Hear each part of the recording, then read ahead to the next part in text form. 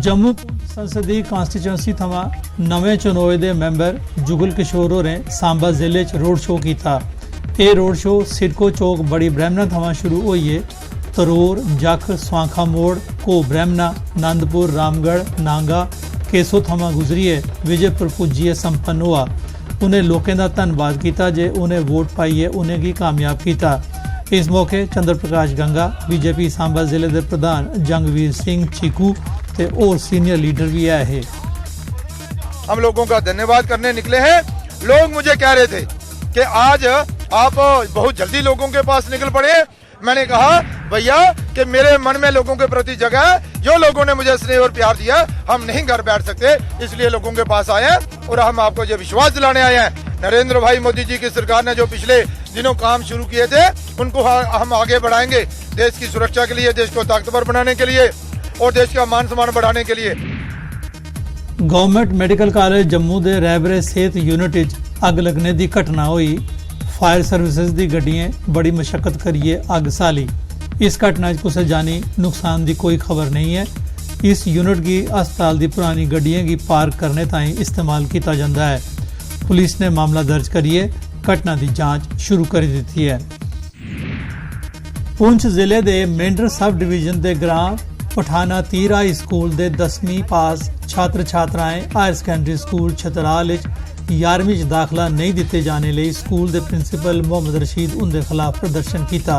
छात्रें का गलाना है जो स्कूल के प्रिंसीपल उनके उपर छतराल ग्रां शाह दूर कालावर ग्रां के हायर सेकेंडरी स्कूल च दाखला लेने ताईं दबाव बना कर दें। ये जो हमारे बच्चों की जो एडमिशन है इसको भी लेकर पॉलिटिक्स ही खेल रहे हैं। पहले भी रमजान के महीने में 1 साल की बात है, पहले भी हमें इसी तरह सड़कों पर मजबूर किया गया, लाया गया और आज भी हमें एडमिशन को लेकर इस तरह पे सड़कों पे लाया जा रहा है। एसटी की लड़की थी उसकी एडमिशन हो गई है, जो हमारे बच्चे के इनकी एडमिशन नहीं की उन लोगों ने। मैं यही गुजारिश करूंगी कि वहाँ का जो स्टाफ है, वहाँ का जो रशीद अहमद प्रिंसिपल है, उसका तबादला जल्द से जल्द किया जाए और हमारे बच्चों की कैरियर के साथ ना खेला जाए। सांबा जिले च 16 जून की सिद्ध स्वांखा थार बाबा सिद्ध गौरिया नाथ जी के मेले के संबंध किए जाने वाले प्रबंधों बारे district development commissioner Samba Sushma Chauhan होरें एक मीटिंग लाई। उन्हें ट्रांसपोर्ट डिपार्टमेंट ट्रैफिक पुलिस की यात्रियों की हर प्रकार की सहूलत मुहैया कराने की हिदायत दी ते बख महकमे की सरकारी स्कीमें की जानकारी लोगों तोड़ी पहुँचाने का सरिस्ता करने की आख्या। हेल्थ डिपार्टमेंट की आख्या गया जो नौजवानों की नशे को दूर होने ताईं प्रेरित करने वाली चीज़ें का डिस्प्ले करे।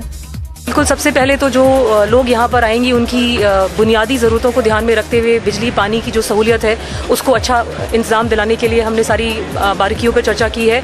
और इसके अलावा इस बार हम ये भी कोशिश कर रहे हैं कि जो मेले में हम जैसा सोचते हैं कि मेला होगा, काफ़ी वहाँ पर अच्छा रंगारंग माहौल होगा, कुछ नया देखने को मिलेगा, उस तरह का माहौल भी हम इस बार बना सकें। कुछ स्टॉल्स लगाएँ, कुछ इस तरह के स्टॉल्स लगाएँ जो आम लोग यहाँ आते हैं उनके उपयोग में आने वाली चीज़ें उसमें उस मेले में हम। कठुआ जिले की हीरानगर तहसील के ग्रां तलोटी के लोगों का एक प्रतिनिधि मंडल डीसी कठुआ होंदे कन्ने मिलने की कठुआ पुज्जा। प्रतिनिधि मंडल ने ग्रां की जाने वाली सड़क की माड़ी हालत बारे दसाया। लोगों का गलाना है जो 3-4 किलोमीटर सड़क बरे थमां खड्डा च तब्दील हो गई दी है, लेकिन मुतलका महकमा इस बक्खी ध्यान के नहीं दे रहा। तकरीबन साढ़े 5 साल की समस्या है तो ये पर कोई सुनाई नहीं आ रही है। तो अस कहने कि इ'यां और डिलीवरी केस आते, अगर कोई डिलीवरी हो तो उस ग्रां चलने वाले तो हो सकता कि बच्चे की डिलीवरी गड्डी च नहीं हुई है। डी सी साहब का ये लास्ट डेपुटेशन ले आए ना, अगर ये डेपुटेशन 20 दिन बन भी कहना रोड पर कम नहीं होंदा तो अस रोड पर धरना देंगे और जब तक हमारा काम नहीं शुरू होगा अस नहीं उठांगे। तो अस रिक्वेस्ट करने डीसी साहब को भी और जो भी प्रशासन डिपार्टमेंट है कि जल्दी जल्दी काम शुरू करन। 3 दिन का टाइम देने, लास्ट 3 दिन का टाइम है। 3 दिन के रोड ब्लॉक करिए बेही जाना भी ये नहीं कोई आखे भी बाहर का कोई यात्रु आया या कोई ऐसी समस्या हुई असें नहीं उठना, चाहे जिला प्रशासन आऊगा। रजौरी जिला जोन खंडकारी का गवर्नमेंट हाई स्कूल 2014 च आए हाड़ मूजब तबाह हो गया हा, लेकिन अजे तोड़ी स्कूली इमारत की मरम्मत वगैरह नहीं हुई है। हाड़ कन्ने स्कूल के 3-4 क्लासरूम तबाह हो गए हैं।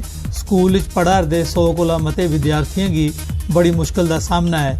जिले के दूर दरेडे इलाके स्थित स्कूल की मुतलका अफसरें बसारी उड़े दा। स्कूल नी बिल्डिंग टुटी नहीं है।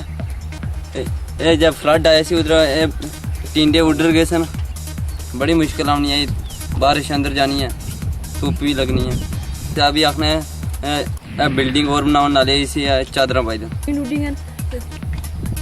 कोई तवज्जो देना, इतने बारिश अंदर जानी है, बच्चे बहने ने बारिश अंदर आनी बहुत मुश्किल आनी है। 12-13 साल हुई हैं, स्कूल ही टुटे हुए हैं, बच्चे सारे बाहर बहने बाहर, धुप भी अंदर जानी है, बारिश भी अंदर जानी है, कोई छत टुटे हुए हैं। मैं